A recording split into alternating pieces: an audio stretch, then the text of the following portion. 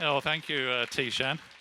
Well, I'm just a humble GP from Cairns, but let me tell you this. Recently, many doctors have contacted me and expressed their deep concern to me that if Queensland Labor pass their euthanasia permit law, they'll be making suicide, or assisted suicide if you like, a medical procedure, a standard medical procedure. Assisted dying actually being assisted suicide,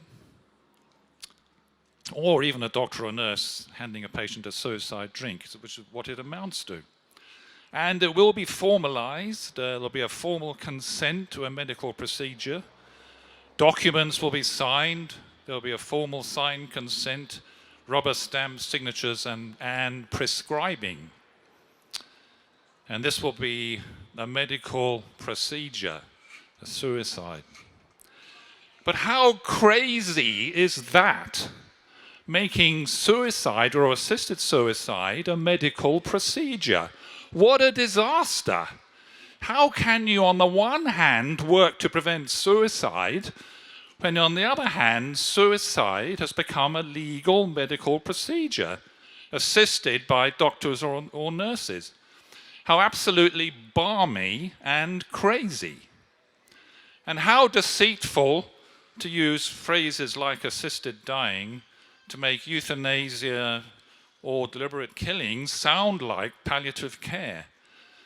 And because they're killing people either by lethal injection or by lethal oral dose of a barbiturate, they had to add the word voluntary, VAD, to make it sound better. But yes, assistance at the end of life or dying is what palliative care is, but with one big difference: no deliberate killing. And if this suicide or euthanasia law is passed, what is Queensland Labor telling us about suicide? What is the message the community is getting about suicide if this suicide or euthanasia law is passed? Queensland Labor's euthanasia law will be making suicide an option for everybody, and will be interpreted by the people of Queensland as an option, a valid option, and indeed suicide will be seen as an option by all those in distress who might be contemplating suicide for any reason. Has suicide increased where euthanasia has been legalized? It certainly has. Up 14% in Victoria, if you exclude the euthanasia cases. And the suicide rate was up by nearly 20% in the Netherlands between 2002 and 2015, and euthanasia was legalized there in 2002.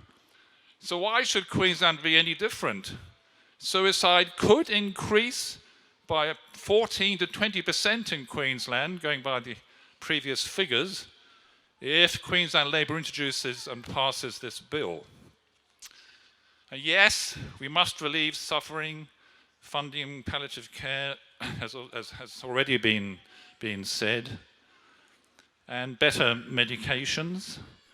Medications are already good and effective. Very few people cite poor pain control as a reason for euthanasia or wanting it. And pain is not in the top 5 reasons for wanting euthanasia, according to Professor Kathy Eager of Wollongong. Yes, let's fund more home-based aged care. I can fully understand the reluctance to enter a care home. Why can't we look after aged people and palliative people at home, but it means providing nursing care and carers and so on? More home-based aged care, home-based. Let's give the care homes a rest. Now, do you have to be religious to be against abortion? No, definitely not. You just have to see the bodies.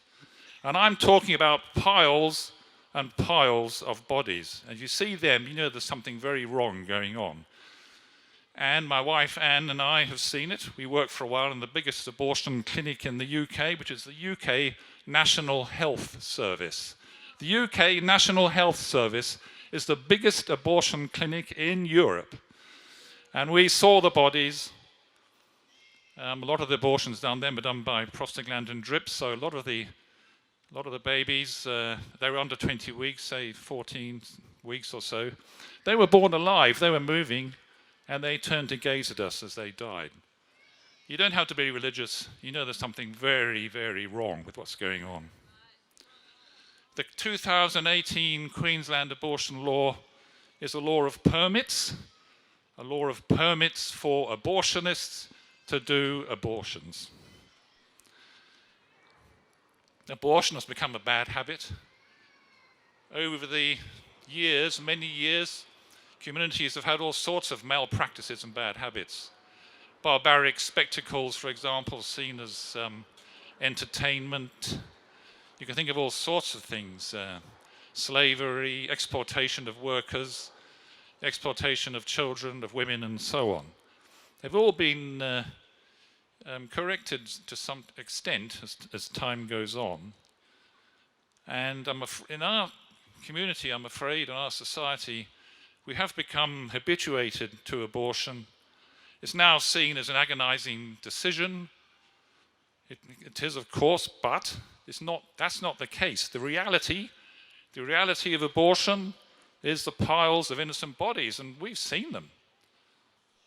We know what it is. Ladies and gentlemen, we must keep protesting.